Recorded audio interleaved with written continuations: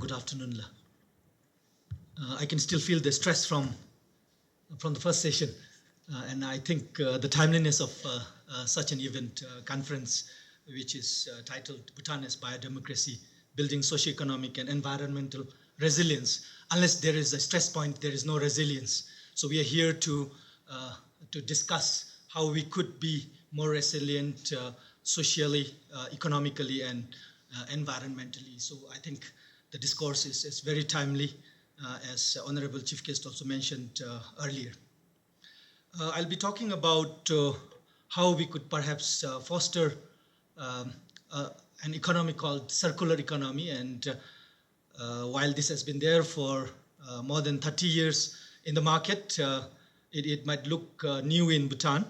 And I would also like to relate this to how GNH based development is closer to a circular economy.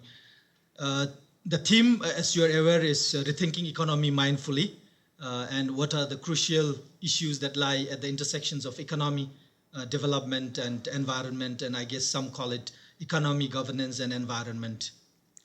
What is a circular economy? So, circular economy is an economic system where you're looking at moving from an end-of-life take, make, and dispose economic model to a system where you make a product, use it, reuse it, remake it, recycle it. So this is actually at the core of what circular economy is. I thought I'll make my presentation simpler by showing a video and move fast through my slides, but yeah, that doesn't change the context.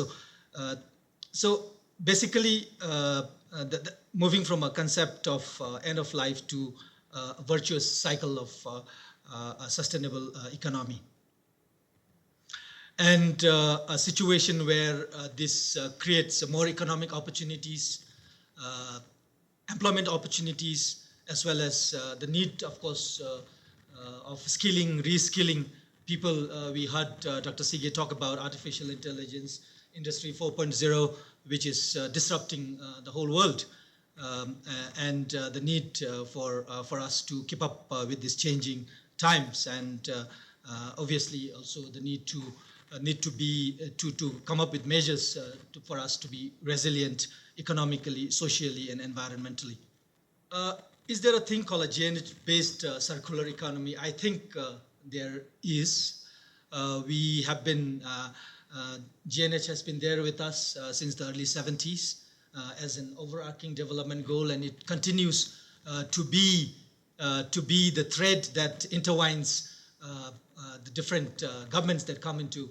We had 3 governments, so I mean this is the single most overarching thread that binds any party to a common cause, and at the core is the health and happiness and well-being of citizens that is placed before just pure gross domestic product. And I have changed this bullet because I think Namgezam said Suriname is also there in the list of 2 countries which are carbon negative earlier in the session. So I had to change it to say one of the world's 2 carbon negative countries, which qualifies us also to be a circular economy. We have also embarked on, especially the Center for Bhutanese Studies and GNH Research has embarked on what is called the GNH in Business certification, which integrates elements of the pillars of gross national happiness, the tenets, the domains, and the indicators of gross national happiness into businesses in the country. And there have been projects and programs around sustainable tourism, industrial competitiveness, and green public procurement as well. And unlike the SDGs, and I think this is the differentiator for GNH, preservation of culture and identity. I call GNH the SDG++, because SDGs, while talking about multicultural elements, doesn't actually have an element of culture and identity. Perhaps the debate is that you need to just have one culture globally. But I think it is too precarious for countries, small countries like ours. So there is a case for a GNH-based circular economy. And this is a clip from BIFIT 2019. The last 3 days there was a conference at Royal Thimphu College, and at the closing session, Gerald Daly, the resident coordinator of the United Nations system in Bhutan, brought out this wonderful novel extract for us, SMART, which His Majesty, from His Majesty's some of the noble statements: sincerity, mindfulness, astuteness, resilience, and timelessness, which he, of course, referred to in the context of the cottage and small industries and entrepreneurship in Bhutan. So I think this provides us the engine to embrace circular economy and foster its growth in the years ahead as we move forward.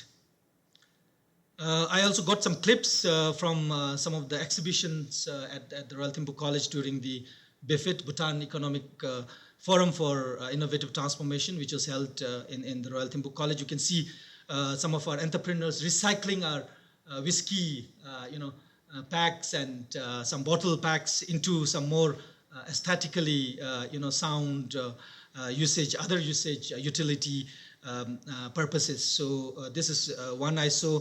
Of course, I also came across someone whose social enterprise is built around recycling, reusing, creating jobs, empowering women and youths, and improving lives.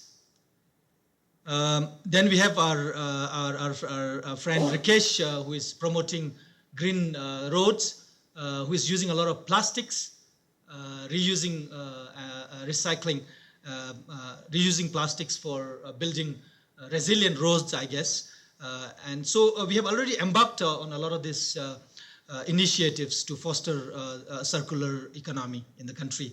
And our famous trashman Karma, the Greener Way guy who has changed waste management into a business, into a livelihood, that he has become a model for a lot of entrepreneurs now. So these are some examples of how we have embarked on a circular economy, of course founded on the bedrock of the tenets of cross-national happiness. These are some clips. We have been talking about circular economy. Say in 2016, the current agriculture minister, as part of the press release, and actually PM had put it on the GPP Bhutan website in terms of how 3 R's of sustainability and circular economy are related. In August 2018, there was a nationwide exercise, nationwide program to beat plastic pollution in Bhutan in all the 20 dzongkhaks, especially involving students all over the country. So I mean, when you have the slides circulated, you can get access to some of these coverages. And recently, in March earlier this year, there was a consultation workshop on sustainable consumption and production, where I was a local consultant helping them get information. So there are elements of there are programs and projects that are being implemented to keep up, and a lot of call to action that we are working in terms of bringing sustainable consumption and production, and which is at the core of circular economy as well.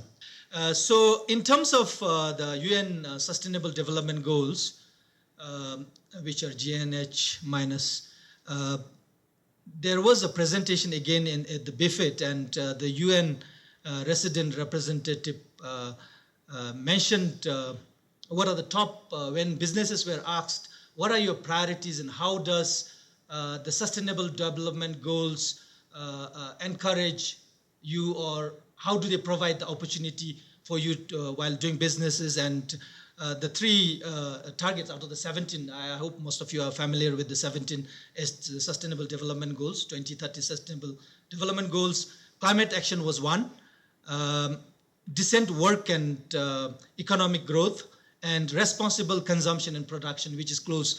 And she said, actually, decent work and economic growth, the response was about 79% of the businesses responded. That was the highest of the 17 sustainability development goals. So the most popular among businesses actually, followed by climate action, which was, I think, we can closely relate to the Bhutan for Life presentation as well.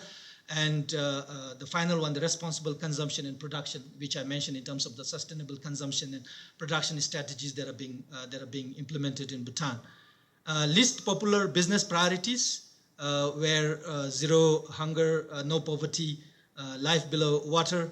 Most popular citizen priorities. You can see the contrast in terms of how citizens and businesses react. I just wanted to show you this summary, that study that was done by PwC. What are the suggested next steps for Bhutan? And again, this is related to the consultation workshop that was that took place in March this year. I think some of the things that are coming out are a national sustainable consumption and production strategy and action plan. And the three key segments that were identified were waste management, integrated waste management, sustainable procurement, and going beyond just public procurement. I think a whole of the country kind of approach, and then energy efficiency was coming out strong. So three of this, and we are hoping there will be something out by end of 2019, depending on how GNH Commission and the National Environment Commission will take this on board. And I would see by early next year, action phases, position papers, gap analysis, work breakdown, structures, and then, of course, a key element that needs to be done is the capacity development on these three subject areas, mainstreaming this, and then the final, projects becoming lifestyles, our lifestyles in Bhutan, in terms of implementing integrated waste management, sustainable procurement, green buildings and hotels, certification, standardization, green building guidelines that needs to be implemented. So all of this needs to come into play, and this should become a part of our lifestyle if we want to embrace the circular economy fully. That's it. Be mindful, be part of the circular economy story, be happy and well. Thank you, and if you have any questions beyond the discussion, then I have my email here. Thank you very much.